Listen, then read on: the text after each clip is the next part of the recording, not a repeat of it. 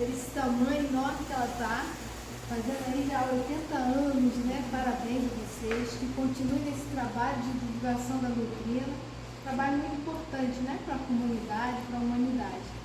E hoje vocês me deram, né, o prazer de estar aqui. Que Deus nos abençoe e que possamos conversar e refletir, porque eu gosto muito de interagir com as pessoas.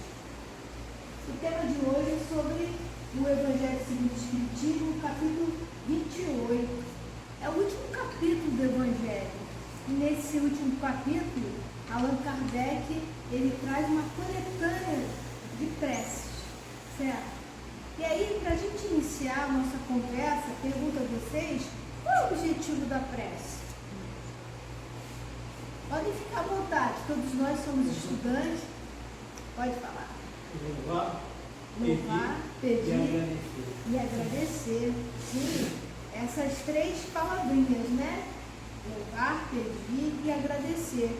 E além desse objetivo, né, que a doutrina espírita traz, como que a gente pode fazer essa prece, essa oração, não importa o termo que a gente utilize, né? Mas é um momento onde a gente vai interligar com quem? Com Deus, né? Como deve ser essa prece? Como será? Cheio de coração. De coração, sentimento, né? Feita com muito amor. Feita com muito amor, certo? Porque se o objetivo dela é a gente se interligar com o nosso Pai Criador, né? Que a gente faça isso de coração. E humildade, né? Humildade, sim, porque falar com Deus, na verdade, é falar com um amigo. E quando a gente fala com um amigo, a gente é formal? Não, a gente está ali de peito aberto, né? Com simplicidade e sendo verdadeiro.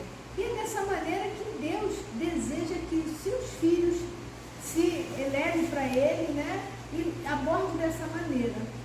E aí, no preâmbulo desse capítulo, Kardec traz alguns aspectos que vocês já adiantaram. Que a prece ela não deve ser formal, ela deve ser falada do coração. Porque o que é falar do coração? Né? Exprimir o nosso pensamento, o que a gente está sentindo? Porque a gente está sendo verdadeiro, certo? Na verdade, não significa que alguém que tenha, né, um vocabulário muito extenso não possa exprimir nas suas preces termos, né, que não é muito comum, porque ele tem um cabedal de conhecimento, nada impede de fazer. Só que também é falado lá no preâmbulo que essa prece, ela deve ser clara, ela deve ser de forma que as pessoas possam entender, porque uma das coisas que a prece deve ter, no caso das preces de reuniões espíritas, né, é que as pessoas possam refletir sobre o que está sendo dito. Então, por isso que ela deve ser simples e clara, certo? Evitar as formas de ser decorada, porque muitas das vezes a gente falar aquelas preces muito conhecidas, a gente possa não estar exercitando o falar do coração e simplesmente só repetindo, mas que também nada impede das pessoas falarem, né? Vamos supor o Pai Nosso, que é uma prece muito conhecida, que foi trazida por Jesus, né? Nada impede da gente estar falando sobre ela, né? Levando essa prece, mas que ela seja de coração, simplesmente, né? Certa vez, eu acompanhando um enterro de um tio meu, e eu não tinha algumas dificuldades com ele, como todos nós temos as nossas dificuldades familiares, né? E aí, naquele momento, o pessoal me pediu para fazer uma prece. Só que o grupo era diversificado. Tinha pessoas espíritas, evangélicas, católicas, e aí a gente usou a prece muito conhecida por todos, que é o Pai Nosso. E aí, né, fui fazer o Pai Nosso, e no momento, fiz de coração, no momento que fala, né, da gente perdoar, né, aí me faltou a palavra. E eu fiquei muito emocionada, porque eu ainda não tinha condições de perdoá-lo. Não era o fato de ele estar ali desencarnado que eu ia mudar tudo. Não, né? A gente precisa administrar. Hoje eu olho com outros olhos. Mas ali naquele momento eu fui verdadeira, porque eu não consegui falar essa frase, né? E a gente tem que ter isso. Então, as preces que têm as suas formas, a gente tem que ter esse cuidado, não simplesmente falar por falar. falar o que a gente está sentindo, né? Então, logo no preâmbulo traz mais ou menos esses aspectos. E aí eu faço uma pergunta de vocês. Se diz que não deve ter forma, que é do coração, mas por que então que Allan Kardec, ele colocou no último capítulo uma coletânea de prece? Qual será esse objetivo? Vocês já pararam para pensar? Vocês já chegaram a consultar esse capítulo? Ou vocês, não, prece, não, né? O que vocês acham? Qual será o objetivo de Allan Kardec em trazer, logo no final do Evangelho segundo o Espiritismo, né? Não que a gente vai desistir, porque é logo no final, né? Mas qual seria esse objetivo? Já que não é para ela ser formal. O que foi? Não falou nada não? O que vocês acham? Eu acho que é um fechamento, né? Tem que ser assim, depois que passou todo o ensinamento, né? Que a gente tinha que conhecer, né? Ao final é a nossa ação. Entendeu? O que a gente vai fazer? Né? Qual será através da prece, né? Acho que eu vejo por aí, né? No finalzinho ele botou. Como é que a gente pode fazer então? A prece é um recurso, uma ferramenta. Né? A gente encarnado, até desencarnado também pode orar, né? Sim, com certeza. Talvez possa ser isso, não sei. Vamos lá. Obrigado pela sua colaboração. A diversidade de preces ali tem vários objetivos. Primeiro, as preces nunca são iguais. Você pode fazer prece com várias finalidades, com vários temas diferentes. Tanto é que ele bota para os desencarnados, bota lá para os malfeitores, prece para isso, prece para aquilo. E ele, naquela, vamos dizer assim, naquela formatação que ele traz, ele está dizendo que a gente pode fazer prece para qualquer tipo de situação, para qualquer ocasião. Sim. E existe a diferença entre elas, de acordo com aquilo que você quer fazer, né, do seu objetivo. E também de ajudar as pessoas que dizem, eu não sei fazer uma prece. Sim. E aí, quando você lê, você vai aprender alguma coisa, né? Exato. Vai ter uma ideia, vai ter uma inspiração, vai ter várias ideias e várias inspirações, né? Isso. Muito bom, muito obrigada pela colaboração, Valéria. Então, isso que a Valéria trouxe é importante. Os aspectos são esses mesmo. Uma é para a gente poder fixar ideias de determinadas preces, dependendo da situação. Porque ali, Kardec, ele coletou preces trazidas pelos espíritos superiores para determinadas situações, tá? E o mais interessante é porque, assim, logo no meu início na doutrina, esse capítulo eu ficava cabreira, eu achava que era enjoado, muita prece, isso e aquilo, né? Eu não me debruçava para isso, até que um certo dia eu assisti uma palestra de um companheiro, Jorge Medeiros, não sei se vocês conhecem. Ele me tocou o coração no sentido que ele falou o seguinte, que o capítulo, ele tinha o chamado prefácio, e que naquele prefácio, mesmo pequeno, ele tinha informações muito importantes para nos auxiliar. E aí ele me tocou e eu comecei a estudar, a ler, e de fato, cada prece, antes da prece, né, vem o assunto, hoje a gente vai falar sobre as reuniões espíritas, prece para as reuniões espíritas e para os médios, e aí antes dessas preces, tá, tem um prefácio que é um verdadeiro estudo, uma verdadeira orientação, né? Então, Kardec não é bobo, ele sempre aproveita a qualquer momento para inserir uma reflexão, né, um dado importante para cada um de nós. E aí, hoje, a gente vai falar sobre as reuniões espíritas, as preces para as reuniões espíritas e para os médios. E aí, o que a gente trouxe? Eu trouxe uns fragmentos, tá? Porque quem desejar aprofundar, dá uma checada lá, dá uma olhada para vocês entenderem. Isso aqui é só para a gente conversar. Ele começa, no item que fala sobre prece para as reuniões espíritas, ele traz assim, de Mateus: onde quer que se encontrem 2 ou 3 pessoas reunidas em meu nome, ou eu com elas estarei.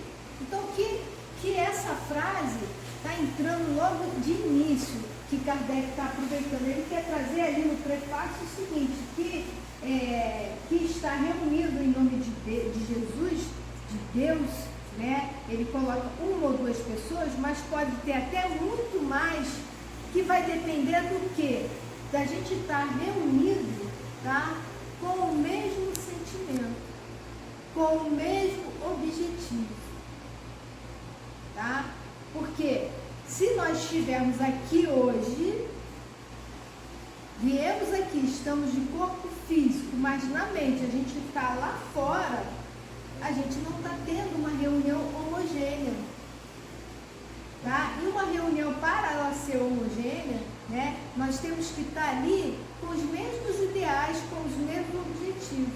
E se uma reunião é séria, tá, de reflexão, de estudo, é necessário esse fundamento nesse espaço. Para quê? Para quê?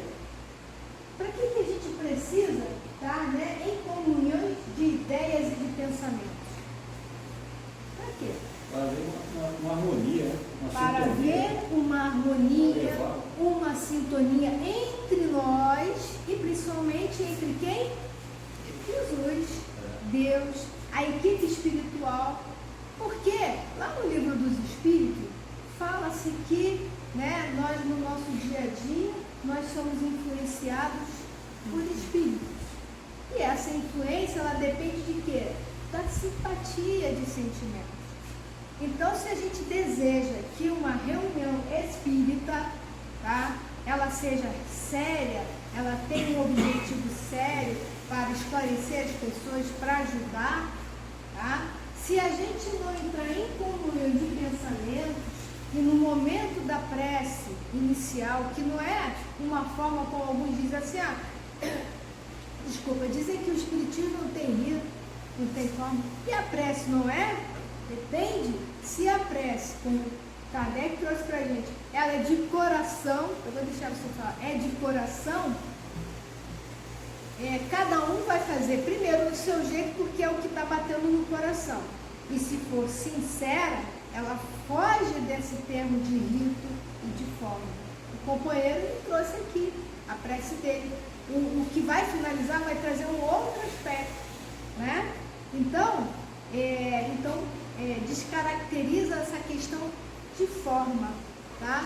Mas mesmo que ela seja de coração, a gente tem que estar ali nos nossos lugares, atento àquela informação e também se interligando com esse sentimento. Para quê? Para que essa espiritualidade, né, superior, no mesmo sentido de ter objetividade, de seriedade, ela se aproximar. Porque se a gente estiver no grupo, na hora da prece e até na hora do estudo, cada um com um pensamento diversificado, quem é que vai estar conosco? De acordo com o nosso sentimento, né?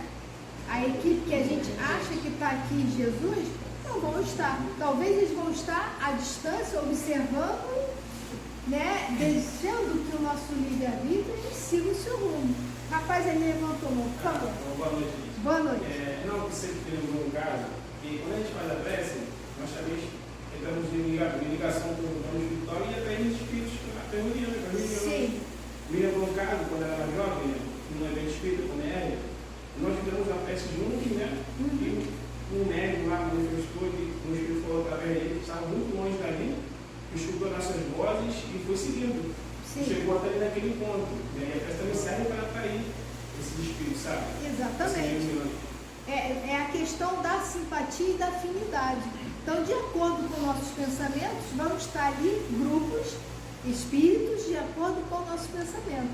Então, numa reunião espírita, né, a gente deve ter o quê?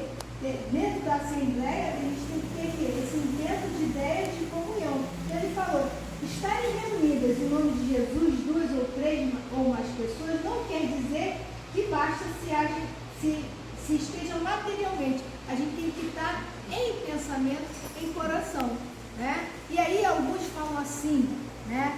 Que determinadas literaturas dizem que a casa, ela está protegida por um cordão dourado, tem um grupo de espíritos que não vai deixar que nada aconteça, isso e aquilo. É claro que a casa, ela tem a sua equipe espiritual, né? Mas se os nossos pensamentos, naquele espaço de estudo, ele não tem nada a ver com o objetivo, com a seriedade, né? Os espíritos que desejam que hajam confusões, que hajam desavenças, eles vão se aproximar. porque teve afinidade. Aí vocês vão dizer assim, poxa, e a equipe espiritual vai deixar? Não acredito. Vai no sentido de respeitar o nosso livre-arbítrio. E tem uma outra coisa, né? Para Deus, tudo tem um porquê, né? E tudo é ensinamento. Então, vamos supor que a equipe, né, ela está permitindo que esse grupo, ele adentre a casa por causa dos pensamentos diversificados, pensamentos não bons, né, de raiva, de rancor do companheiro de trabalho, isso e aquilo, né? Permite para quê? Para servir de objeto de estudo para a gente, para que eles se apresentem e a gente possa atendê-los, tá? E a gente perceba que o que atraiu eles aqui não foi porque a porta estava aberta, não a porta material, mas a porta do coração e do pensamento. E a espiritualidade permite, por causa do livre-arbítrio, e vai servir de objeto de estudo. E vai servir ainda, né, da gente fazer o nosso trabalho de caridade, que é acolher aquele espírito e fazer ele refletir e fazer com que ele desista daquelas intenções, né? Então não basta que a gente faça uma prece pedindo para a equipe espiritual estar aqui, se a gente não está fazendo aquilo de coração, se a gente não está ali com vontade de estar naquele espaço. Percebe?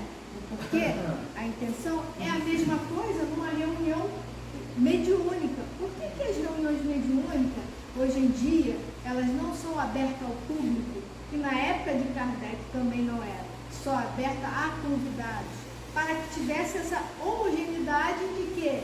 De pensamento, de objetivo, de estudo. Por quê? Se nós sabemos que os espíritos vão se apresentar de acordo com a nossa condição, se esse grupo que está aqui, né, antigamente era na mesa, está ali com esse objetivo, mas o grupo que está na assistência, na assembleia não está, então quem pode estar chegando ali? Ao invés de ajudar, vai atrapalhar, por causa dessa homogeneidade. Então, o que ele está trazendo ali no início, né?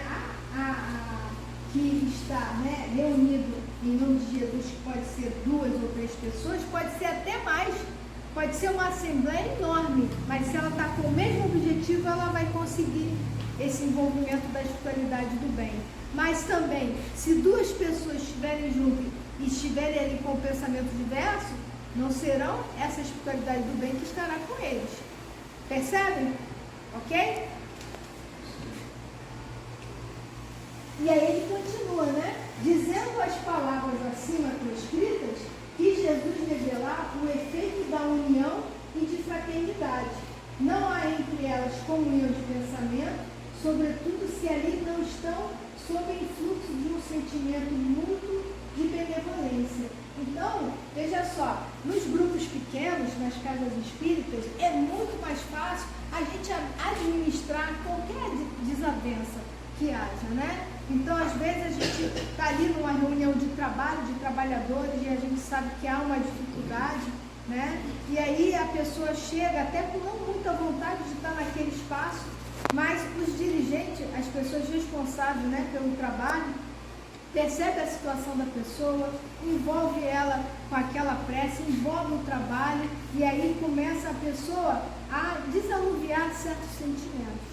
Então, por isso que a gente deve ter nos nossos trabalhos esse pensamento, estar aqui não por estar, mas estar por amor, com vontade, né? A gente está vendo aqui a casa que está em obra, está trabalhando, com certeza ela está tendo esse avanço porque vocês estão unidos nos mesmos objetivos. Às vezes a gente vai para um trabalho, né, de planejamento da casa e às vezes a gente esquece de fazer a prece, né? Nós nem fizemos a prece, mas vocês sabiam que não foi aquela prece ali, né, mostrada como a gente traz, mas se a gente chega ali com o objetivo de planejar um trabalho, de fazer um determinado planejamento, né? O que acontece? A prece verbal assim não saiu, mas o objetivo, a comunhão está ali. E vocês acham que a espiritualidade não está ali? Com certeza. Com certeza. Ao contrário de alguns que estão ali fazendo a prece, mas não estão fazendo com aquele objetivo, e a gente está crente que já fizemos a prece, estamos guarnecidos, e não é isso. Estão percebendo o porquê da necessidade dessa comunhão, desse objetivo? Ok? Vamos lá. Somente 2 ou 3 pessoas se unem de coração pelo sentimento de verdadeira caridade, enquanto os outros se isolam e se concentram em pensamentos egoístas ou mundanos. Ele estará com os primeiros e não com os outros. O que eles estão falando também? Que se num grupo grande, tá, algumas pessoas estão ali determinadas, né, imbuídas daquele trabalho e outros não, tá? A espiritualidade ela pode estar focada naquele grupo. Os demais não. Os demais são outros, porque a escolha foi de cada um de estar ali naquele espaço com aquela emoção, com aquele sentimento. Beleza? Não é, pois, a simultaneidade das palavras, dos cânticos ou dos atos exteriores que constitui a reunião em nome de Jesus, mas a comunhão de pensamento em concordância com o espírito de caridade que ele personifica. Né? Então, o que acontece? Às vezes a gente vê grupos, né, que estão lá abrindo seus trabalhos com música, com aquela alegria, certo? Mas ele está ali unido por causa da música, da arte. Mas quando chega num momento mais sério, vamos dizer assim, já começa a dispersar, né? Aí a gente pensa também que esse momento de comunhão e de homogeneidade é no momento do passe. Para que o passe seja efetivo, o que é necessário? A pessoa que vai receber o passe, ela tem que estar o quê? Aberta a receber. Crer que aqueles fluidos que vão envolvê-la vai ajudá-la. Ajudá-la de alguma maneira. Talvez não vá resolver o problema como muitos querem. Porque o problema tem que ser resolvido por quem? Conosco. Ele apareceu, ele surgiu para que a gente pudesse desenvolver a nossa inteligência e tentar resolver aquilo. Né? O passo, o que ele vai fazer? Ele vai amenizar, ele vai tranquilizar, ele vai nos dar força, dar coragem. Mas para a gente estar recebendo o passo, a gente tem que ser receptivo. E para a gente estar sendo receptivo, no momento, né, que a pessoa estiver fazendo o passe, aplicando o passe, fazendo a oração, que a gente possa ali estar pensando na nossa dificuldade e acompanhar aquele pensamento que a pessoa que está coordenando o trabalho está envolvendo.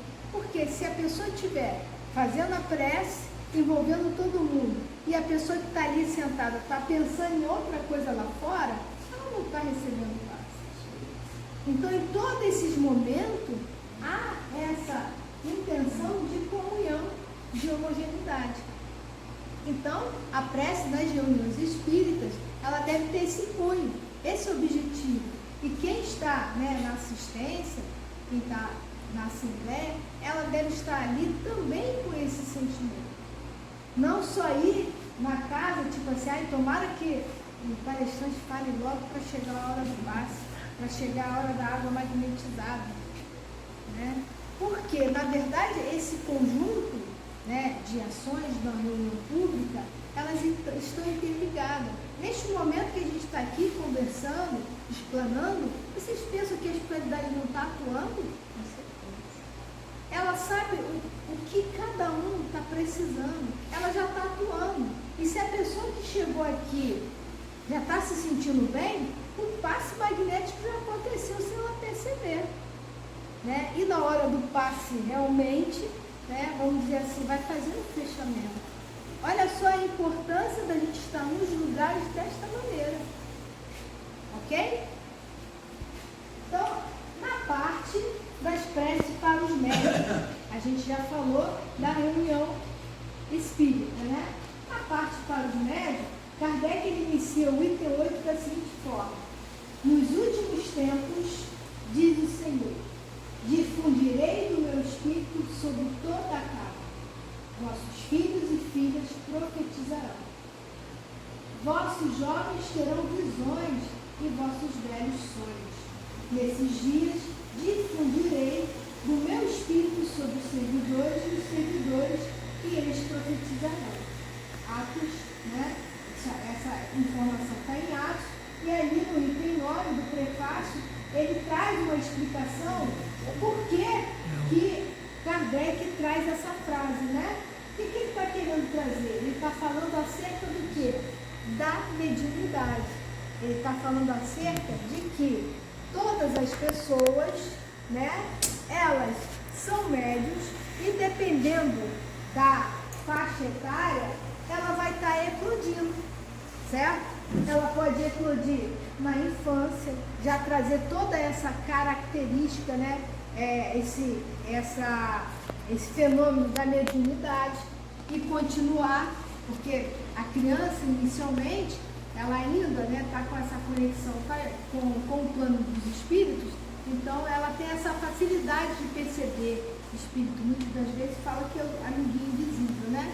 E aí quando ela passa de uma determinada idade, ela já não tem mais, e aquilo descaracteriza, né? Mas tem criança que desde o início apresenta e segue o seu rumo, né? Tem outras pessoas que apresentam a mediunidade na juventude, na idade madura, na idade mais madura, vamos dizer assim. Por quê? Porque nós aprendemos lá no livro dos médiuns que a pessoa que é médium mesmo, né, ela já traz no organismo essa característica. Ela tem uma percepção muito maior que os demais. Porque somos todos médios? Sim, mas tem uns que têm uma percepção muito maior. Outros só têm a percepção da intuição. Porque se só uns tivessem, né, a questão da mediunidade, Deus seria injusto. Porque através das intuições que os nossos anjos guardiões tentam ali incutir na gente, é para nos ajudar. E aí não seria só justo as pessoas que são médios. Então, por isso que nós somos todos médios. Então, ele coloca ali que todos temos essa capacidade, né? Homens, mulheres, crianças, velhos, pessoas de todos os gêneros e pessoas também de questões assim, de moralidade. Tem pessoas que falam assim, como que Deus só deu esse dom para todo mundo, inclusive as pessoas, né, que não são legais? Por quê? Primeiro que todo mundo, né, precisa ter essa oportunidade. E a mediunidade também nos auxilia a progredir. Todos nós progredimos através de quê? De várias encarnações, de várias reflexões que a gente faz em cada uma delas e tenta melhorar e tenta ajustar. Mas no ato da mediunidade, que ela tem um objetivo. Vocês sabem qual é o objetivo da mediunidade? Aprender, né? Eu acho que, independente de você exercitar ou não a mediunidade, porque tem gente que corre dela a vida inteira, né? Você vai aprender muita coisa. Querendo ou não querendo, gostando ou não gostando. Tem esse aspecto, mas também tem um outro aspecto. Quando a gente quer descobrir, né, o mundo das coisas micro, o que a gente precisa? Do microscópio. Quando a gente quer perceber coisas muito distantes, a gente precisa telescópio. E para saber, né, no mundo invisível, o que a gente precisa? Da mediunidade. Então, um dos objetivos da mediunidade é fazer com que a gente conheça, tá, o mundo invisível, tá? O mundo dos espíritos, que numa época passada, que não tinham o conhecimento que hoje a gente tem da mediunidade, as pessoas viam os espíritos de que maneira? Diabo. Né? Seres impuros. E aí a mediunidade, através do médium que traz, né, a comunicação de determinados espíritos, mostra o quê? Que nós somos o quê? Imortais. Que aqueles ditos diabos, na verdade, somos nós fora da carne. E muitas das vezes vem um ente querido, porque é para comprovar que ele não morreu, que a gente não morre. O que morre é o quê? É o corpo físico.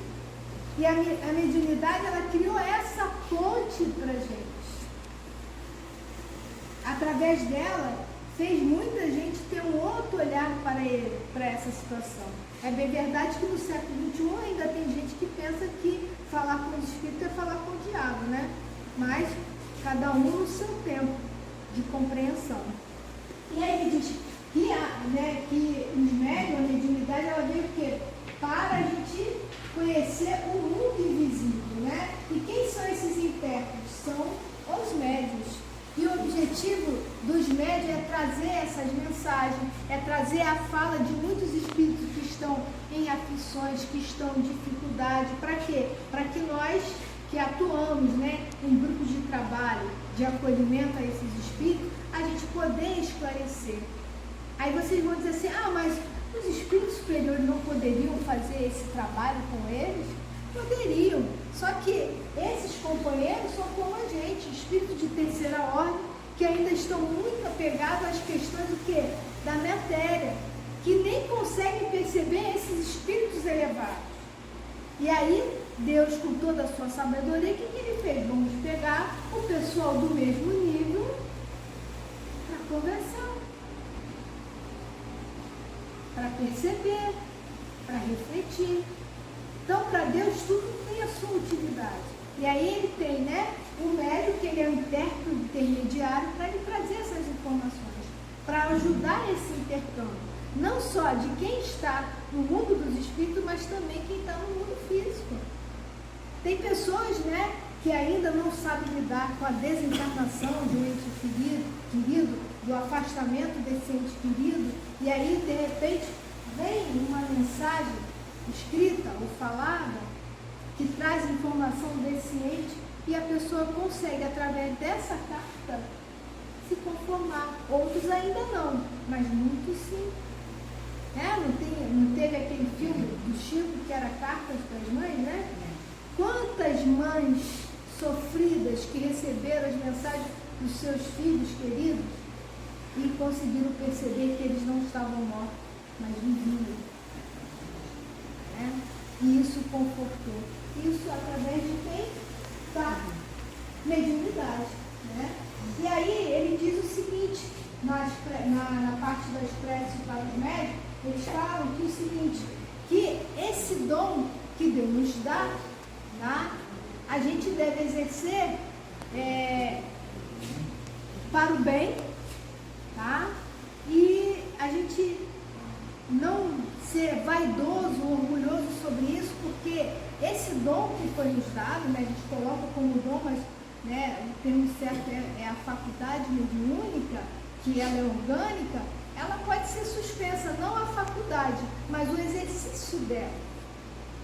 Então a gente tem que deixar a vaidade de lado, porque a gente é só um intérprete. Toda a informação vem do Espírito, principalmente quando vem uma mensagem muito bonita da espiritualidade superior. Né? A gente sente fluidicamente aquilo tão bem, a gente fica bem, e aí as pessoas que assistem, às vezes ela confunde, acha que é a pessoa, e aí começa a elogiar, e aí aquele médico, se ele não tiver equilíbrio, ele pode se envaidecer. E a gente sabe que não existe médium perfeito, porque nós estamos num mundo de provas e expiações, espíritos de terceira ordem não somos perfeitos. Então não existe médium perfeito. O que existe é médiuns menos enganados. E um bom médium, vou deixar você falar, é aquele que recebe o quê? As melhores mensagens. Quando a gente diz melhores mensagens, não é aquele médico que está ali no trabalho, onde ele é intérprete daquele espírito sofredor. Tá? Então, se a gente é a ponte para isso, não me pertence, eu sou um veículo. Tá? Pode falar. Não pode ter frio, né? Exatamente. Então, assim, essa que o companheiro trouxe, né, a questão do não cobrar, porque o que foi nos dado de graça, a gente também não deve cobrar nada. Tá? Até porque é uma coisa que está sendo dada por Deus, por empréstimo, vamos dizer assim, e aí a qualquer momento aquilo também pode não estar ali. E aí, como é que você vai fazer? Aí você vai enganar as pessoas e vai se enganar. Então a gente tem que ter muito cuidado. E aí, voltando à questão da influência dos espíritos, né? Como a mediunidade, ela é para todos nós, independente do estágio em que nós estejamos, né, de moralidade, porque ela também é um meio da gente trabalhar e se educar, né? Progredir, dependendo da maneira que eu vá exercer, né, a minha mediunidade, eu posso atrair espíritos bons como eu posso atrair espíritos ruins. Que esses espíritos não bons, eles podem me influenciar, eles podem me iludir, né? Tipo assim, se alguém faz um elogio de determinada mensagem que eu possa ter abordado e eu fico envaidecida, né? Aí aquele espírito ele vai me estimular. Tá vendo como isso é bom? Vai por aí, vamos lá. E aí se chega alguém e tenta me chamar a atenção, companheiro, você tem que ser mais humilde, ó, cuidado com esse daí, ele não quer o teu bem. E aí o médium ele pode se iludir e ele ser, né, vítima de obsessão, porque ele abriu o caminho para isso. E a gente tem que ter muito cuidado, tá? Então ele diz o seguinte, né, que para dar bons conselhos com os quais procuram fazer o que tomar estado do bem, a gente precisa se abster de desvios que esse caminho da mediunidade possa ter. Tem pessoas que falam assim, eu gostaria de ser médium, porque acha que é uma coisa muito bonita. E né? Só que dentro desse campo da mediunidade, como qualquer estrada, tem as coisas boas e as coisas que a gente tem que ter cuidado. Pessoas que têm, né, a vidência, que vê espírito, ela vê bons espíritos e maus espíritos. Pessoas que estão ali no trabalho da mediunidade, ela traz mensagem da espiritualidade, mas ela também traz espíritos envaidecidos, sofredores, que deixam na gente impressões não muito agradáveis, né? A mesma coisa é quando a gente vai conversar com o espírito, que também, aquele que conversa, dialoga, ele é um médium, porque ele está recebendo a intuição da espiritualidade para saber dialogar com aquele espírito. Se ele aborda determinadas falas com aquele espírito e ele no seu dia a dia não faz, o que acontece? Quem trabalha em reunião mediúnica, o espírito ele aponta o dedo e fala, você, entendeu? Então, por isso que a mediunidade também é um caminho de educação para a gente. Porque eu vou querer estar lá na reunião mediúnica, acolhendo, falando, e a minha vida ser totalmente adversa? Claro que não, né? O intuito é outro. Então, se o médium ele se preocupa com essas questões e na sua prece, tá? Ele pede para que a espiritualidade o auxilie, mostre determinadas questões, para que ele não escorregue nas suas atitudes, né? Esteja sempre pedindo que no momento da reunião mediúnica, na hora de psicografar, que eu possa estar no meu dia a dia mais tranquilo, para eu ser receptivo a esses espíritos e trazer coisas que irão ajudar.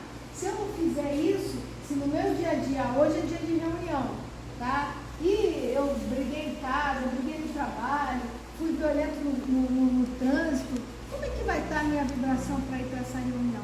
É muito legal. E aí a gente tem que ter a humildade de dizer assim, gente, hoje eu não estou bem para ir na reunião. Mas se a gente achar que é muito importante, a gente vai daquele jeito e aí a gente sabe o que acontece na reunião. Né? Fora um pouco da programação que se estava, porque você veio com esse pensamento. Então, o que ele traz aqui para a gente? Né? Que a gente deve trabalhar a questão do orgulho, né? Que a gente tem que trabalhar as boas ações no nosso dia a dia. E aí vocês vão dizer assim, mas não tiveram preces para esses aspectos, para reunião, palestra entre os médicos? Tiveram, mas eu não trouxe porque a forma não importa.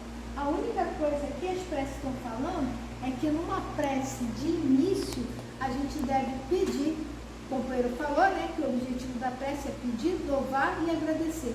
No início da prece, a gente pedir a espiritualidade da casa, né, Jesus, a espiritualidade superior, esteja conosco nesse trabalho, certo? No final, agradecer por o trabalho ter sido atendido o seu objetivo, para que a gente se sinta melhor, que a gente chegue em casa com segurança. A mesma coisa para o médium, né? Ele pedir a cada momento que ele vai atuar, né?